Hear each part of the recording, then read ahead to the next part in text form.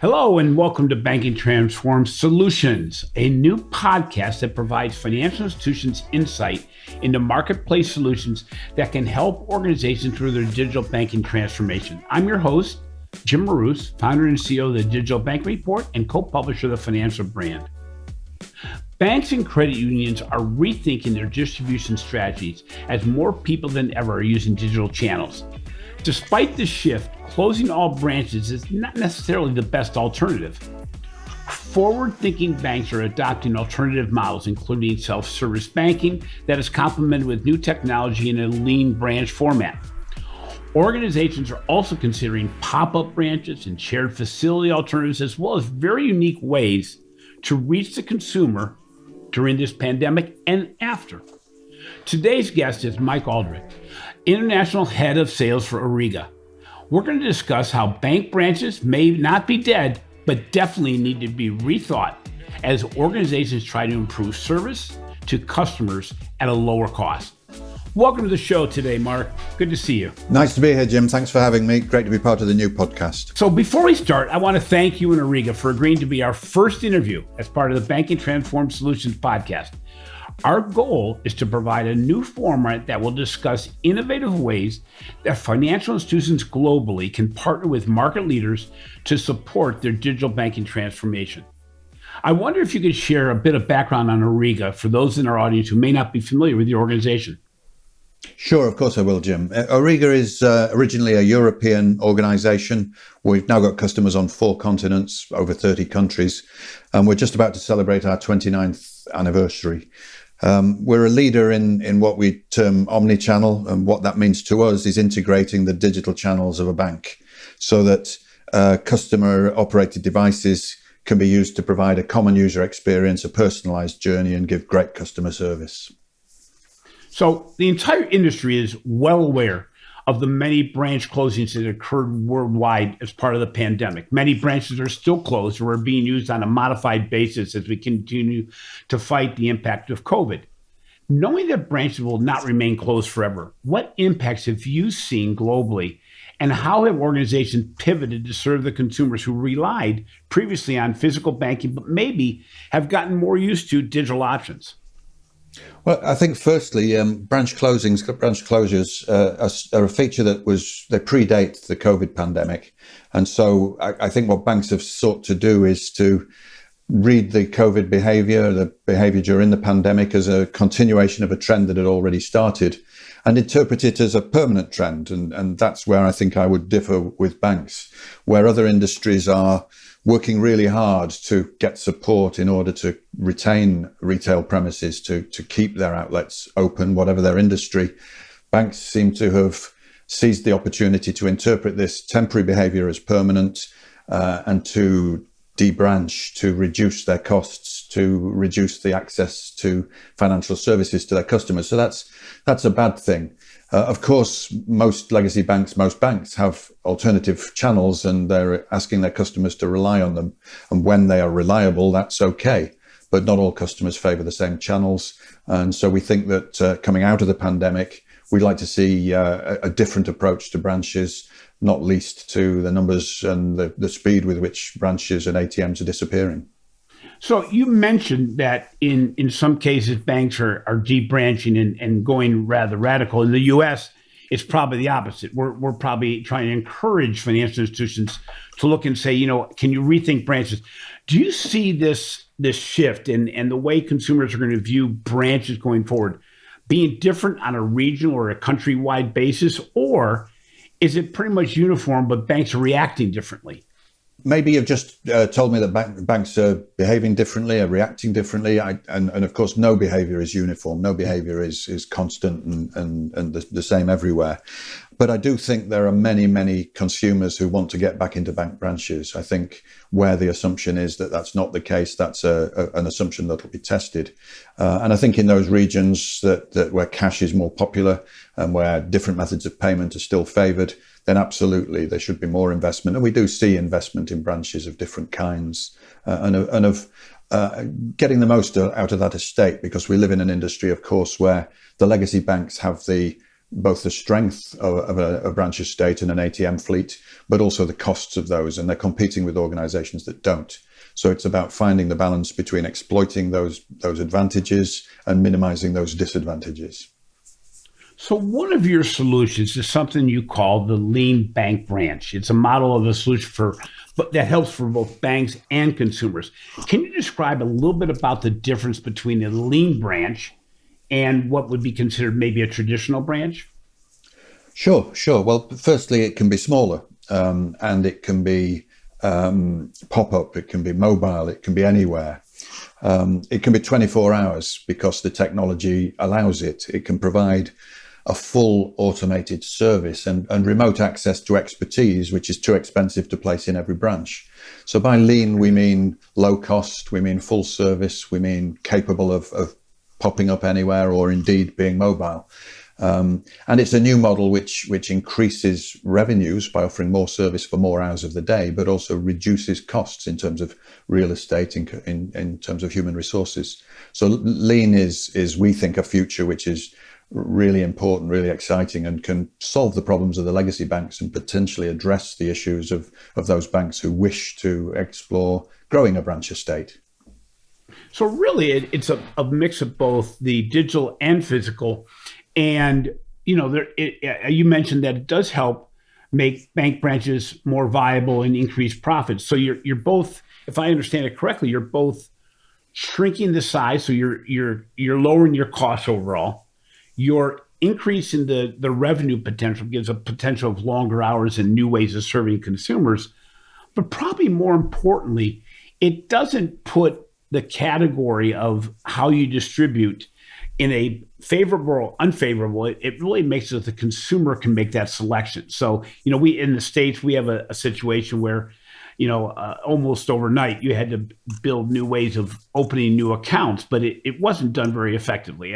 We have account opening times globally that still end up being longer than 10 minutes. Well, we don't want to force consumers into the branch, because of our digital processes being too difficult.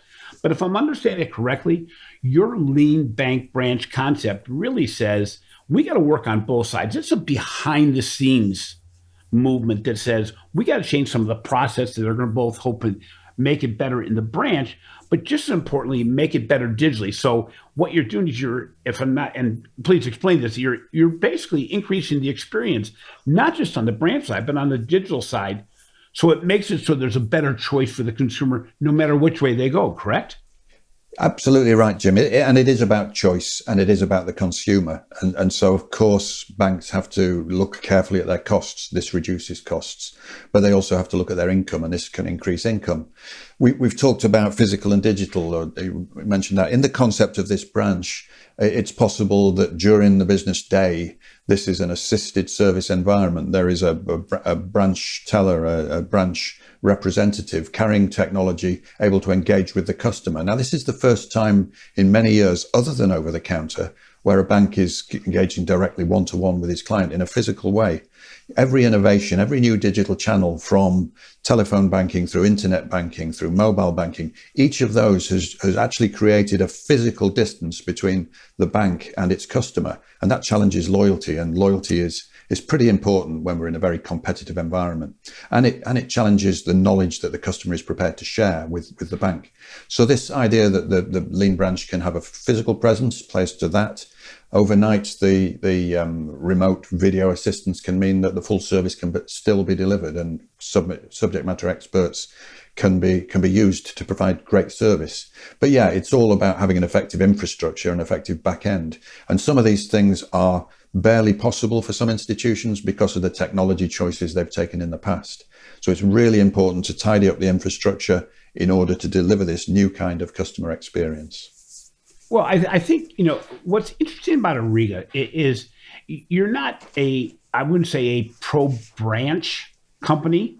You're not out there redesigning branches as the major part of your model. Your model really is based on the inner processes and functions that make the delivery channels work. So again, you're not pushing for branches or against branches. You're saying we've got to make every channel not just more efficient, but more effective? Because we haven't done very well in banking, as we tried to shift, as you mentioned, from ATMs to mobile banking to online banking.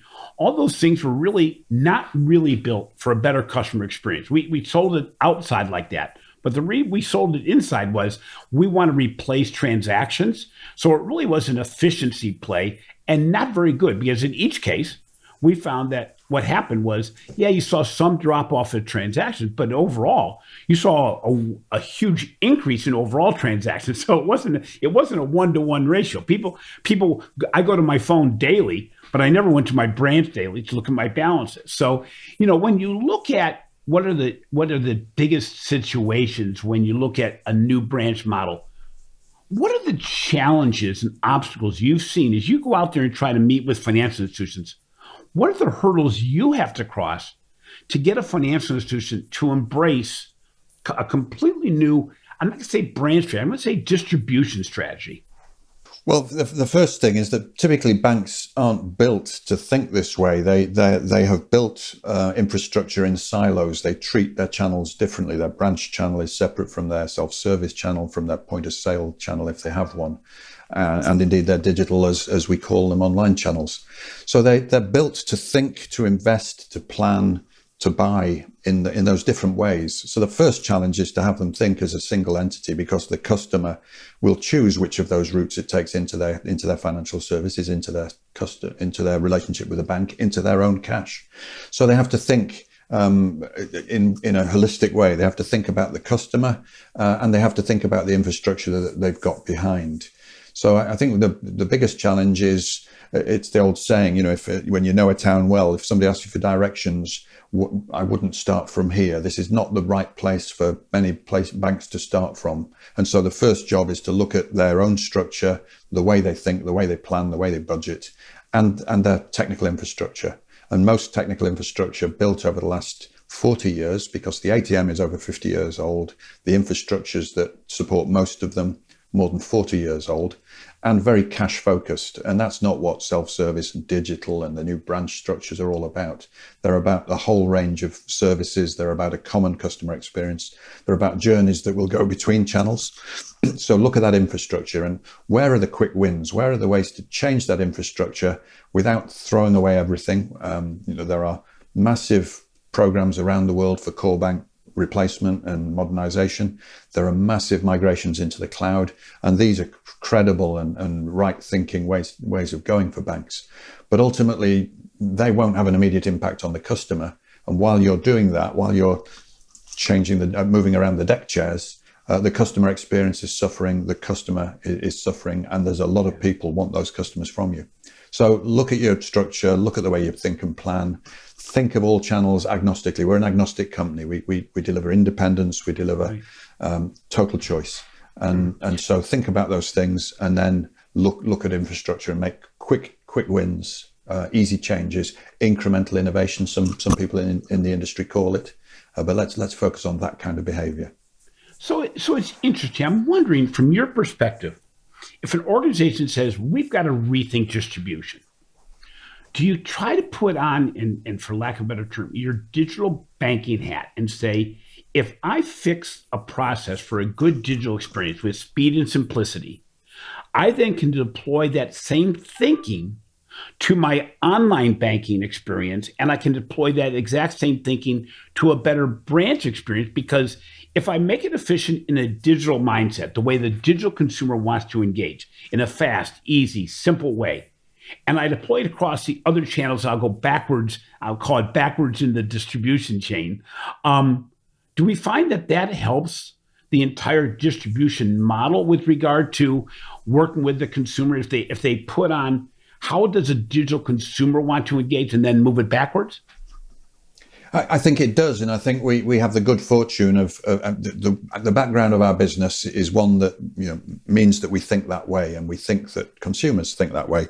So we have been involved in the development of online banking solutions, internet banking solutions, for the 28 years that we've been in existence.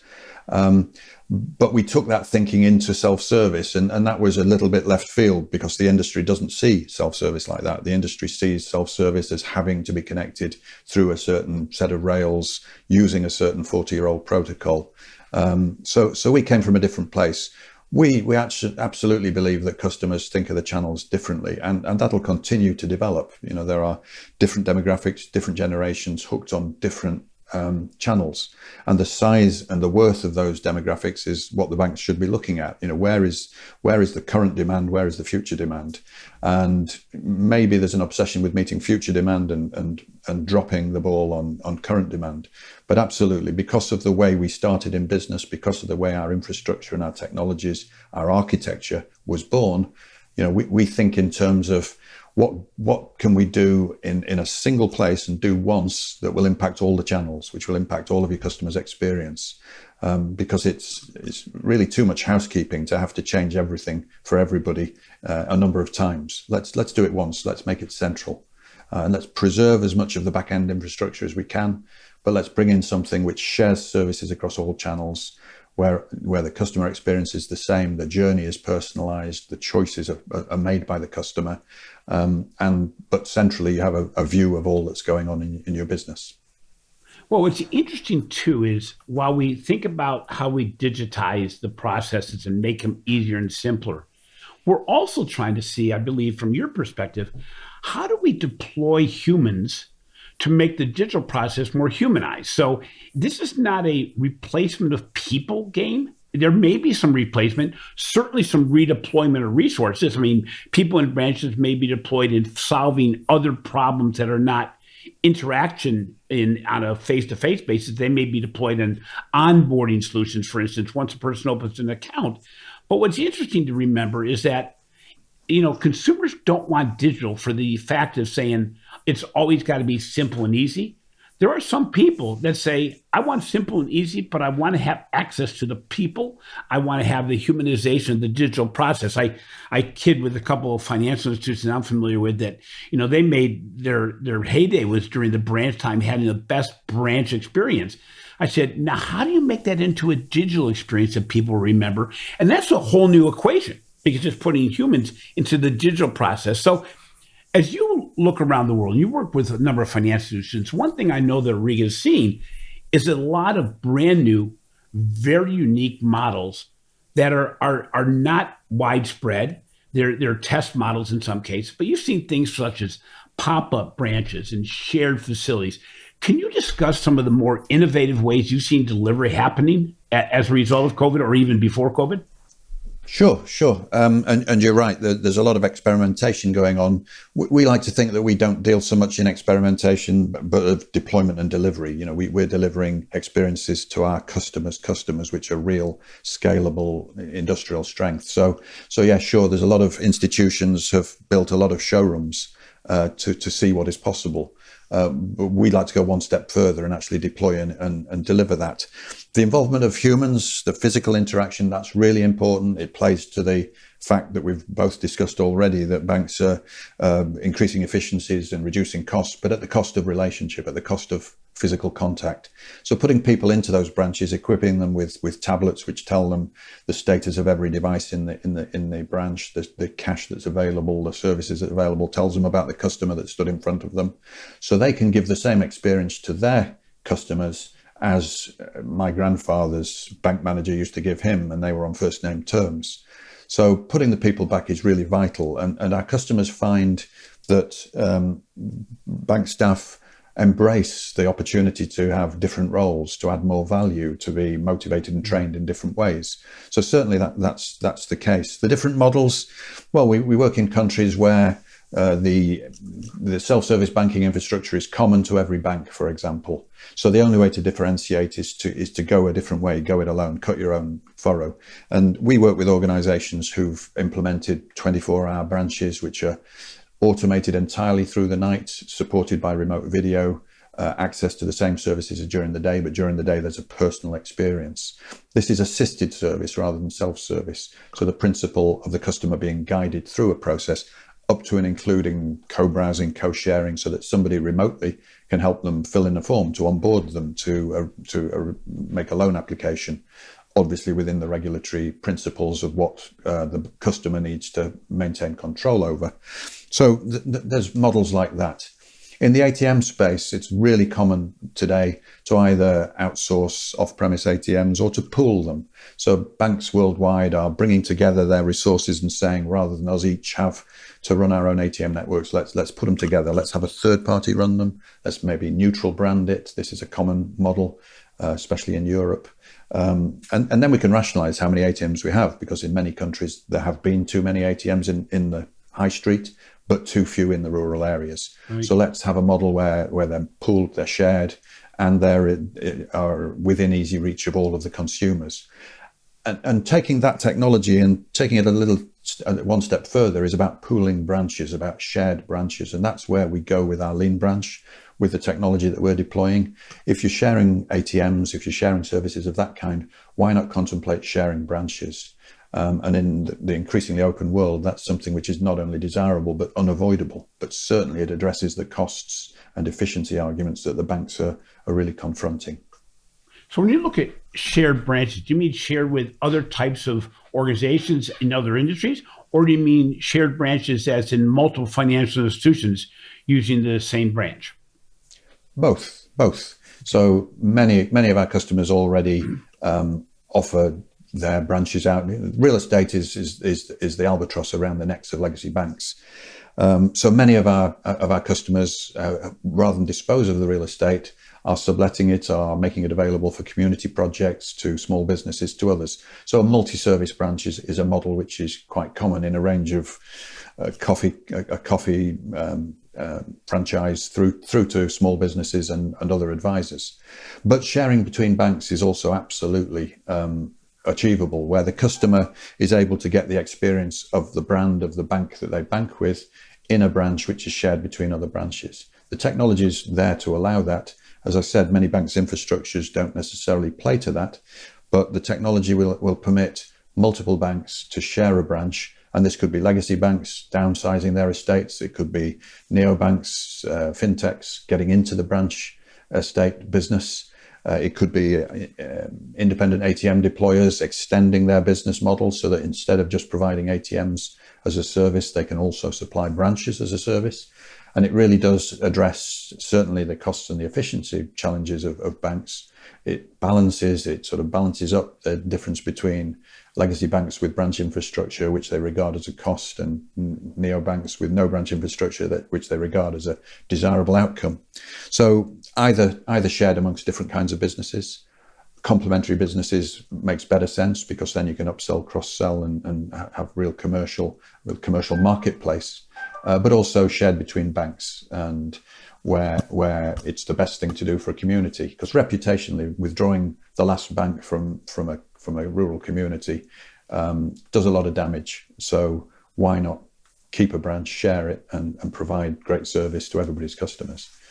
So one of the benefits Auriga provides is you obviously see how banking organizations worldwide are dealing with the digital versus branch and all the other back office items that take into account there. So I would imagine that you've never seen a data format that's the same. You've seen terrible data organizations. You've seen better data organizations. And one of the benefits I would think that Auriga provides is that because you've seen these things, because you've seen how each one of them have to work and how they have to pivot based on what their corporate objectives are, you can bring these case studies to the forefront and say, you know what, I understand what you're saying, but this may be a better model. We've done this here and done this there.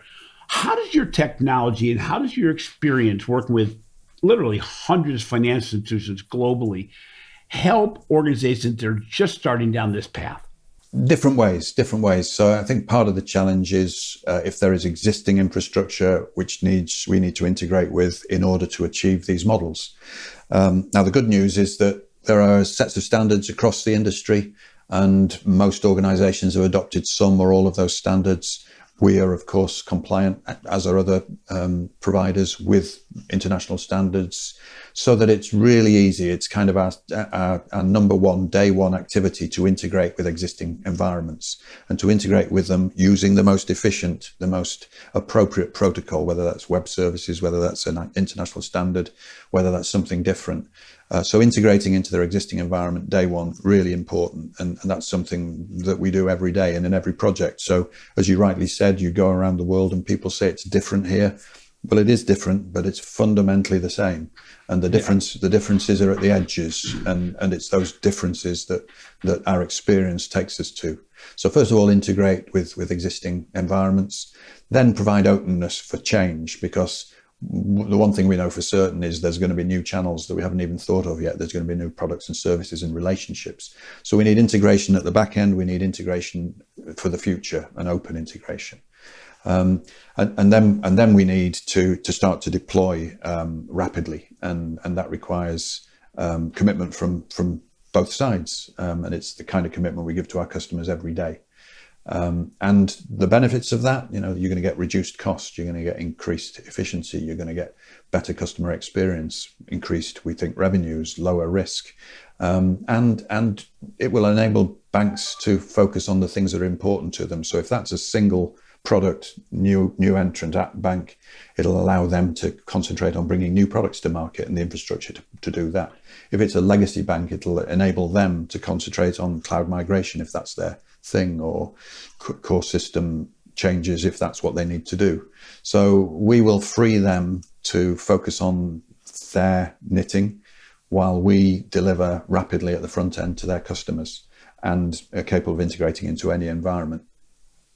It's interesting. This is one of the themes. I have a couple themes this year that I'm really trying to push forward in the banking transformed world. And that is, number one, at the very beginning, you're going to have to really transform your thinking and embrace the changes that's happening. That a lot of organizations know what they need to do, maybe even know how to do it, but they're afraid to change because they've been doing it one way forever. They've been a branch-based organization or a non-branch organization for so long that moving in another direction is difficult.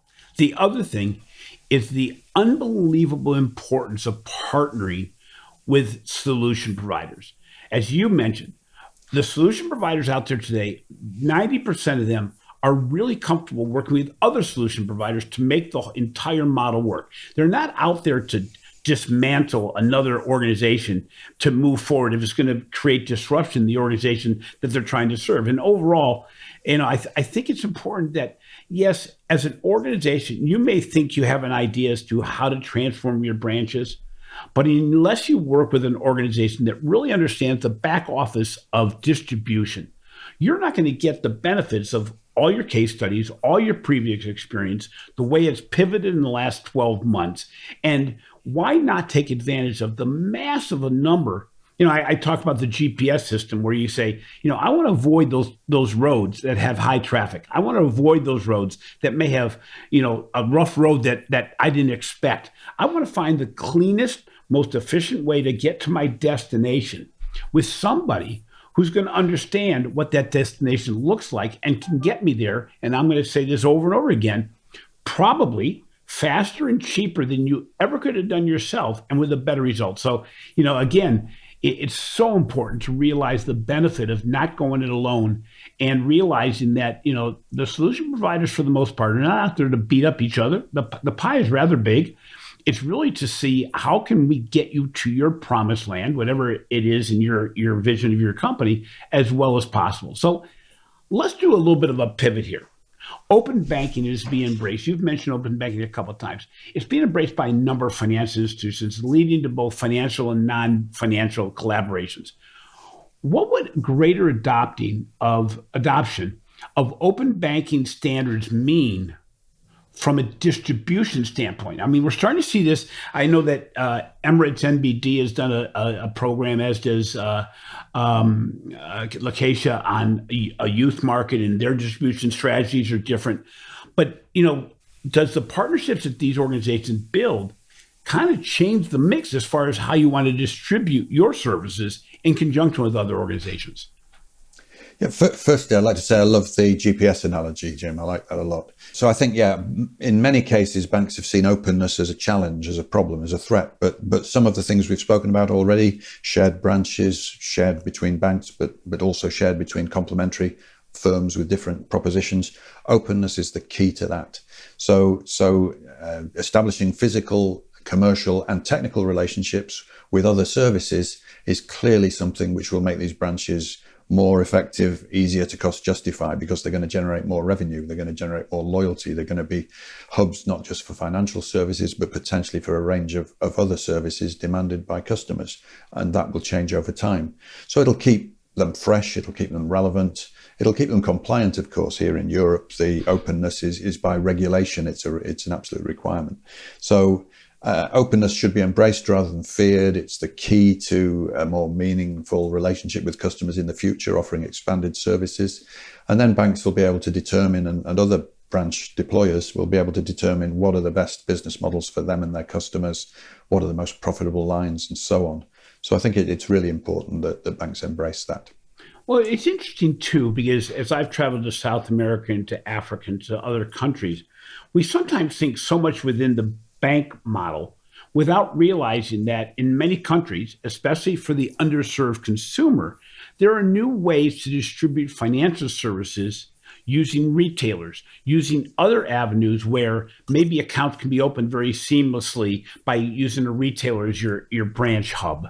Because really, overall, what we're trying to do, from the very beginning of our discussion, what we're really trying to do is how do we embed banking within my daily life? So how do I make it so banking is everywhere I want it to be, when I want it to be there, even when I don't want to go to a branch? Maybe I'm going to my convenience store. Maybe I go into my local retailer. And if there's a way to engage in banking there, it's another way of looking at distribution well beyond a traditional bank and a mobile device or a PC or a computer. Yeah, for absolute sure. You know, wherever historically there's been an ATM, there could be a lean branch, there could be an assisted service device, there could be access to a service. So that's in a mall, it's in the back of a store, it's in a village hall, it's in a civic office of some kind. So these things can be anywhere. We spoke about mobile, we spoke about pop-up. So absolutely, you want to be able to, in the future, access the service wherever it makes most sense. You know, it doesn't follow that the old high street concept, the main street concept is the best place to put a bank in the future. There's more footfall, not through COVID, but generally in the past, there's been more footfall through shopping malls. Is that a better place to have some kind of branch capability? So these technologies should be deployed wherever they're most required. The information, the data that they drive, because there's information about the status of every device in real time. So we know about engineering, we know about the lowest cost of keeping 100% availability of equipment. We know about the movement of cash, and a large part of the cost of maintaining fleets like this is the movement of cash. We know about customer behavior. So we know where they go, how they transact, and how often. And that means you can locate these services wherever they need to be. And when that changes, you move them on. And as surely as the lean branch is smaller than a typical legacy bank branch, we're implementing technologies where a desk, a simple docking station, and it can enable a full banking service in a contactless environment, in a cubicle, in a booth, anywhere that you choose it to be. And that will be a way in which some people in future will choose to engage with financial services rather than taking the long journey to a branch or going online where maybe they have doubts about security or lack of competence in using the channel. Well, one thing's for sure. The way we distribute financial services will never be the same as it was in the past. In some cases, it's going to get broader. In some cases, it's going to get contracted. But for sure, organizations have to rethink distribution strategies in light of their real estate commitments, in light of their technology commitments, in light of how they're doing different channels, in light of the demographics of their customer base. Part of the personalization model is being able to provide services the way the consumer may want it. And by the way, demographic does not mean that older people want it this way, younger people want it this way. One demographic income segment may want it this way. The reality is any assumption you make today is vastly different because across demographic groups, consumers are banking differently based on their experiences, especially over the last 12 months. So, Mark, finally, if an organization says we've got to do something, but we only can commit to right now one thing. What's that one thing? Take a look at your legacy infrastructure. Take a look at the way in which your channels, all of them, talk to your customer systems, the place, the core, where you hold all of your important information. And if that infrastructure doesn't enable you to choose any way you wish, then it's wrong. When you've been listening to the same people for 20 years, telling you the same things about what's possible and what's not, maybe listen to another voice. Yeah. Open up a little bit. Talk to others, listen to others. And please don't assume that a first in, first out approach is right for any kind of payments, any kind of banking services. The older the channel doesn't mean the less relevant the channel. The older the form of payment, it doesn't mean the less relevant. So will we see a cashless society? We'll see a less cash society. But I think we'll see a cardless society first. Will we see a branchless society? We'll see a less branch society. But I think we'll lose other channels before that, mobile banking replacing online banking. So don't think first in, first out. Listen to more voices.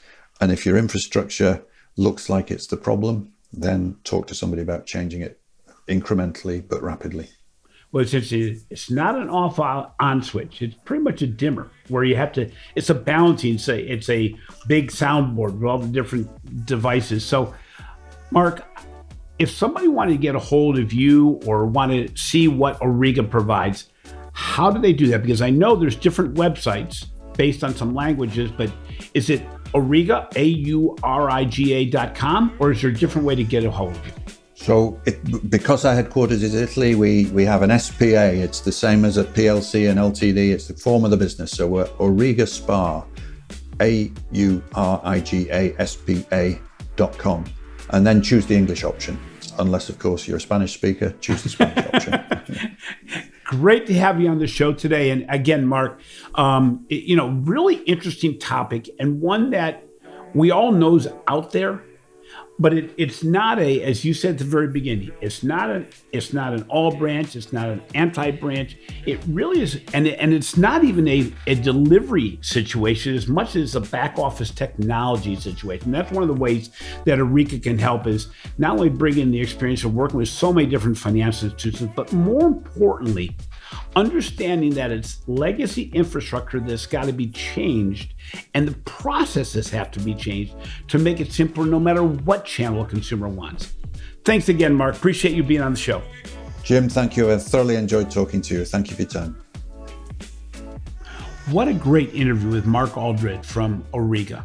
When we talk about digital transformation, an aspect we talk about a lot is digital transformation. But digital transformation also includes physical structures, ATMs, cash machines, whatever it may be. It's around the whole distribution network. And as with many elements of digital transformation, it is the back office that's got to be fixed that will enable the front office to deliver.